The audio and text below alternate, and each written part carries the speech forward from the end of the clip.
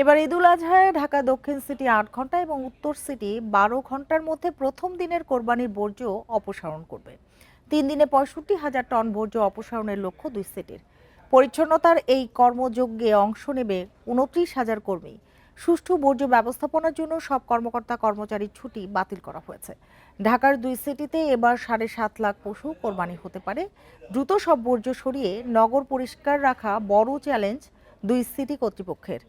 পশু কোরবানির জন্য এবছর নির্দিষ্ট কোনো জায়গা নির্ধারণ করেনি ডিএনসিসি। তবে ঢাকা দক্ষিণের ৭৫টি ওয়ার্ডে ৪ শতাধিক স্থান প্রস্তুত রাখা হয়েছে। প্রথমে বর্জ্য স্থানান্তর হবে এসটিএসে, পরে ডাম্পিংয়ের জন্য নেওয়া হবে আমিনবাজার এবং মাতুয়াইল ল্যান্ডফিলে।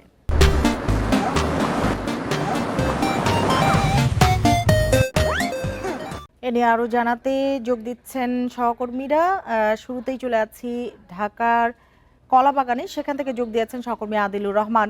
আদিলুর, একটু জানতে চাই যে সময় বেঁধে দেওয়া হয়েছে দক্ষিণের জন্য ৮ ঘন্টা এবং উত্তরের জন্য ১২ ঘন্টা, সে সময়ে বর্জ্য পরিষ্কার করা আসলে সম্ভব হবে কিনা, কি মনে হচ্ছে আপনার কাছে?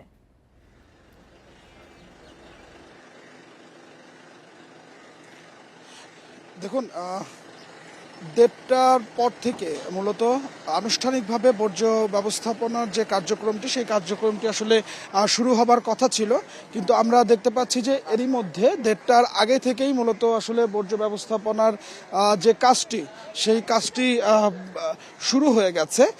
১:৩০টার সময় ঢাকার কলাবাগান থেকে আজকের যে কোরবানির যে বর্জ্য, সেই বর্জ্যের কার্যক্রমের উদ্বোধন করেছেন ঢাকা দক্ষিণের যিনি প্রশাসক মোহাম্মদ আব্দুল সালাম।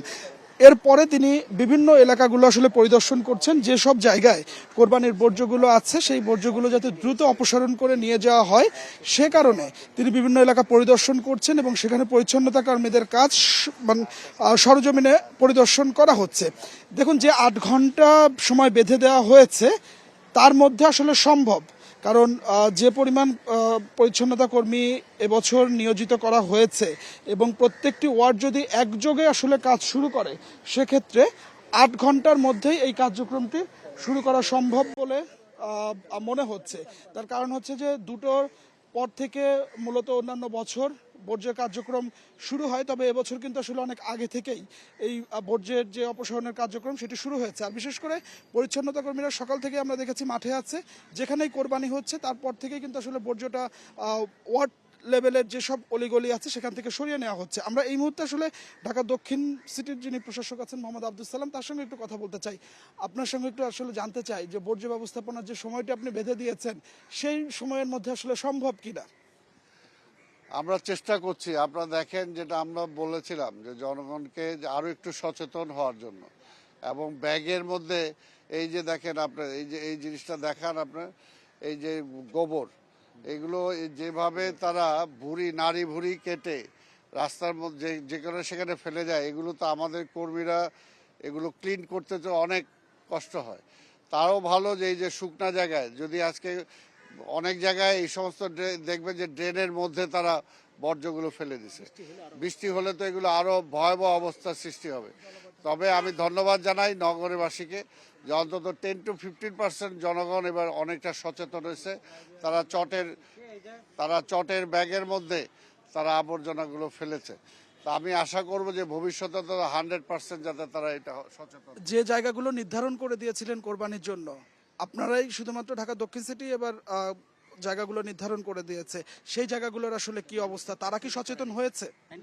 এটা আসলে হয়তো মানে তো 5 থেকে 6% আমরা দেখেছি, 94% আসলে তারা সে ব্যাপারে উৎসাহিত হয় নাই। তা আমরা আশা করব যে ভবিষ্যতে অন্তত তারা উৎসাহিত হলে, এই নগরটা আমার, এই নগরটা তো ক্লিন রাখার দায়িত্ব আমার, আমার বাড়িটা আমার ঘরটা যেরকম পরিষ্কার রাখি, এই রাস্তাটা পরিষ্কার রাখার দায়িত্ব তো আমার, তাই না? আমি আবর্জনা মুক্ত করব আর সিটি কর্পোরেশন খালি কাছে নিয়ে যাবে, এটা তো ওইভাবে হতে পারে না। আপনার একটা নির্দিষ্ট জায়গায় ফেলতে হবে, সেইখান থেকে সিটি কর্পোরেশন আবর্জনাটা নিয়ে যাবে। ধন্যবাদ আপনাকে। যেমনটি আসলে ঢাকা দক্ষিণ সিটি প্রশাসক বলছিলেন যে যদি নির্ধারিত স্থানেও কোরবানি দেওয়া হতো তাহলে বর্জ্য ব্যবস্থাপনাটি আরও সহজ হতো। তবে তারপরেও সিটি কর্পোরেশনের কর্মীরা মাঠে আছে এবং তারা আশা করছে প্রথম দিনের যে 15,000 টন বর্জ্য, সেটি আজকে 8টার মধ্যেই অপসারণ করা সম্ভব হবে। তো আমার কাছে ধানমন্ডি থেকে এটাই ছিল এখনকার সবশেষ। আদিলুর, আপনি সাথেই থাকুন। এবার চলে যাচ্ছে খুলনায়, সেখান থেকে যোগ দিয়েছেন সহকর্মী অভিজিৎ পাল। অভিজিৎ, খুলনায় কি অবস্থা? বর্জ্য অপসারণ শুরু হয়েছে কিনা? কত সময় লাগতে পারে পুরো পরিষ্কার করতে? আহ, শহরের যে অলিগলি আছে বা ওয়ার্ডগুলো আছে সেখান থেকে বর্জ্য আপনার সেকেন্ডারি যে পয়েন্টগুলো আছে সেই পয়েন্টে আনা শুরু হয়ে গেছে কিন্তু সকাল থেকেই। আর এখন আমরা দাঁড়িয়ে আছি যে এখানে আসলে বৃহৎ পরিসরে বর্জ্য অপসারণের যে কার্যক্রম সেই কার্যক্রম শুরু হচ্ছে। খুলনা সিটি কর্পোরেশনের প্রশাসক নজরুল ইসলাম মঞ্জু তিনি এখানে আছেন এবং তিনি বলেছেন যে রাত 10টার মধ্যে বর্জ্য অপসারণ করবেন। আমরা একটু সরাসরি তার কাছে শুনতে চাই যে আপনি যে সময় দিয়েছেন সেই সময়ের মধ্যে বর্জ্য অপসারণ করা সম্ভব হবে কিনা। ইনশাল্লাহ আমরা পূর্বে থেকেই সকল প্রস্তুতি সম্পন্ন করেছি যে আজকে আমরা সকল বর্জ্য অপসারণ করব বেলা 2টা থেকে রাত 10টার 12টার মধ্যেই 8 ঘন্টার মধ্যে আমরা সমস্ত বর্জ্য নিয়ে যাব। এবং এই জন্য আমাদের সিটি কর্পোরেশনে আমার পাশেই আমাদের চিফ অফিসার সাহেব আছেন, আমাদের অন্য অন্য আমাদের 2700 আমাদের 722 জন আমাদের পরিচ্ছন্ন কর্মী মাঠে আছে, সবাই কাজ করছে। আমরা নেমেছি, আমরা এগুলো ব্লিচিং পাউডার দিয়ে তারপরে আমরা স্যাফলন পানি দিয়ে সব ধুয়ে দেবো সারা শহরে, যাতে করে কোনো দুর্গন্ধ না ছড়ায়। আমরা সেই প্রক্রিয়ার মধ্যে আছি। ধন্যবাদ। আপনি শুনছিলেন যে খুলনা সিটি কর্পোরেশনের যিনি প্রশাসক তিনি বিভিন্ন ওয়ার্ড পর্যায় থেকে কিন্তু আমরা আগেই বলেছি যে বর্জ্য কিন্তু নিয়ে আসা হচ্ছে সেকেন্ডারি থেকে, এবং এই সেকেন্ডারি জায়গা থেকে এখন ট্রাকে করে এই বর্জ্যগুলো নিয়ে যাওয়া হবে হচ্ছে শহরতলির বাইরে যে পয়েন্ট রয়েছে আমাদের, সেই পয়েন্টে হচ্ছে নিয়ে যাওয়া হবে। এবং সিটি কর্পোরেশনের যিনি তিনি আশা ব্যক্ত করেছেন যে 10টার মধ্যেই আসলে এই খুলনা সিটি কর্পোরেশনের যে কোম্পানির বর্জ্য সেটি উপস্থিত হবে। বর্জ্য অপসারণের খবর জানাচ্ছিলেন আমাদের সহকর্মীরা।